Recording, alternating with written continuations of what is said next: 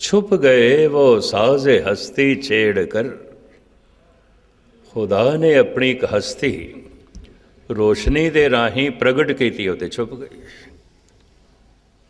तो वो वाकई परमात्मा छुप गया। महाराज कहते ने है कोई साजन परदा तोरा, कोई ऐसा भी पड़दा है जिहड़ा तैनों छुपा लवे। है कोई साजन परदा तोरा, अगर ऐसा भी कोई पर्दा है जिहड़ा प्रभु नूं भी छुपा सकता है, फिर प्रभु वड्डा नहीं है, पर्दा वड्डा है। फिर तो पर्दे की पूजा करिए, रब की पूजा करने की की लोड़ है कोई साजन परदा तोरा। इनू नंद लाल बड़े सोहने ढंग नाल बयान करते हैं।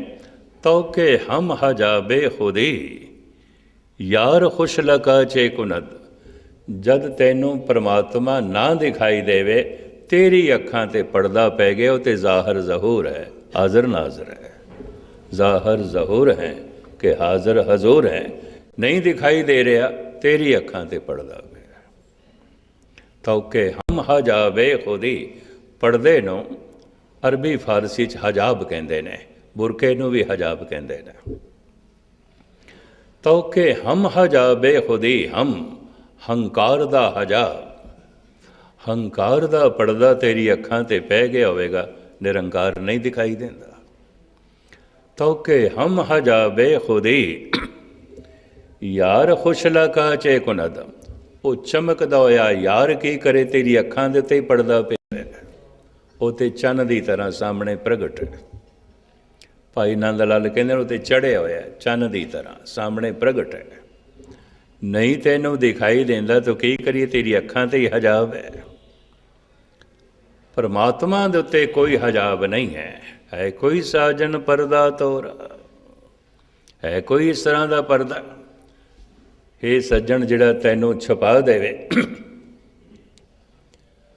अमीर खुसरो जो कह रहे उसका भी भाव यही है, छुप गए वो साज़े हस्ती छेड़ कर, अब तो बस आवाज़ ही आवाज़। उसकी आवाज़ सुनाई दे रही है, उसकी आवाज़ संगीतमयी है, उसकी आवाज़ गीतमयी है। वाजे नाद अनेक असंख्या, कहते बावण हारे, कहते राग परी सौ कईयन, कहते गावण हारे। किधरे ये ना समझ लेना सौ दरो दे दर ते एक लंबी जी स्टेज बनी होवेगी, बहुत सारे रागी बैठे होणगे ते कीर्तन करते पे होने, राग अलापते पे होणगे। फिर तो साकार परमात्मा भी कोई व्यक्ति की तरह बैठा होवेगा। वो तो एक व्यापक शक्ति है, वो तो सर्व व्यापक है। दरअसल उहदे विचों ही संगीत, राग, नाद, ज्ञान, विज्ञान सब उस तो ही प्रगट होता है। दूसरा नुकता भी मैं बयान कर दिया, हर मनुख को अगर किसी पक्ष का भी ज्ञान होवे, वो ज्ञान उधार है, सब परमात्मा तो आया, उसका अपना नहीं है, अपना नहीं। सिर्फ इतना है, सच्चे ईमानदार कबूल कर देने प्रभु असी तो कुछ भी नहीं, सब कुछ तेरा ही है, ये ज्ञान तेरा है। पर अहंकारी कहते नहीं, ये ज्ञान मेरा है, ये ज्ञान मेरा है। अज तक किसी ब्रह्म ज्ञानी ने नहीं आखे ज्ञान मेरा है। हुण ज्ञान सारा बाणी दे च है ना, तो गुरु नानक देव जी कहते ने बाणी मेरी नहीं, नहीं तो फिर किस दी है। जैसे में आवे खसम की बाणी, तैसड़ा करी ज्ञान वे ला लो। तो ज्ञान सारा बाणी दे च है, तो जे बाणी खसम दी है तो ज्ञान भी खसम दा है। नानक जी सुना रहे हैं, एक सही ईमानदार आत्मा कबूल कर लेगी ये ज्ञान मेरा नहीं है। कलगीधर पातशाह कहते ने, जो निज प्रभ मोह सो कहा, सो कहो जग माय। जो प्रभु ने आख्या मैं सुने जगत नूं कह रहे हैं, मेरे बोल नहीं ने। गुरु गोबिंद सिंह जी महाराज ਇਸੇ ਤਰ੍ਹਾਂ ਹੀ ਮੁਹੰਮਦ ਸਾਹਿਬ ਨੇ ਕਹਿ ਦਿੱਤਾ, ਇਹ ਕੁਰਾਨ ਮੇਰੇ ਤੇ ਨਾਜ਼ਲ ਹੋਈ ਏ, ਅਲਹਾਮ ਹੈ, ਮੇਰੀ ਨਹੀਂ ਹੈ। ਉਸ ਵਕਤ ਲੋਕਾਂ ਨੇ ਬਹੁਤ ਵਿਸ਼ਵਾਸ ਵੀ ਕੀਤਾ, ਖਾਸ ਕਰਕੇ ਉਹਨਾਂ ਦੀ ਪਤਨੀ ਨੇ ਵਿਸ਼ਵਾਸ ਕਰ ਲਿਆ, ਕਿਉਂਕਿ ਅਨਪੜ੍ਹ ਸਨ ਮੁਹੰਮਦ ਸਾਹਿਬ, ਬਿਲਕੁਲ ਅਨਪੜ੍ਹ, ਤੇ ਬਿਲਕੁਲ ਲੈਅਬੱਧ ਕੁਰਾਨ, ਸੰਗੀਤਮਈ, ਗੀਤਮਈ, ਸਭ ਕੁਝ ਲੈਅਬੱਧਤਾ ਦੇ ਸੀ। ਹੁਣ ਅੰਦਰੋਂ ਕਵਿਤਾ ਵੀ ਨਿਕਲੇ, ਔਰ ਕਵਿਤਾ ਵੀ ਬੜੀ ਗਹਿਰੀ, ਤੇ ਮਿਠਾਸ ਵੀ ਉਸਦੇ 'ਚ ਬੜਾ ਹੋਵੇ, ਤਰੰਨੁਮ ਵੀ ਹੋਵੇ। ਤੋ ਖਦੀਜਾ, ਉਹਨਾਂ ਦੀ ਜੋ ਬੇਗਮ ਸੀ ਹਜ਼ਰਤ ਖਦੀਜਾ, ਉਹ ਹੈਰਾਨ ਰਹਿ ਗਏ। ਉਹਨੇ ਪੁੱਛ ਲਿਆ, ਔਰ ਉਸਦਾ ਪੁੱਛਣਾ ਵੀ ਦੱਸਦਾ ਹੈ ਕੁਝ ਅਧਿਆਤਮਿਕ ਤੱਤ ਦੀ ਉਸਨੂੰ ਸੂਝ ਸਮਝ ਸੀ।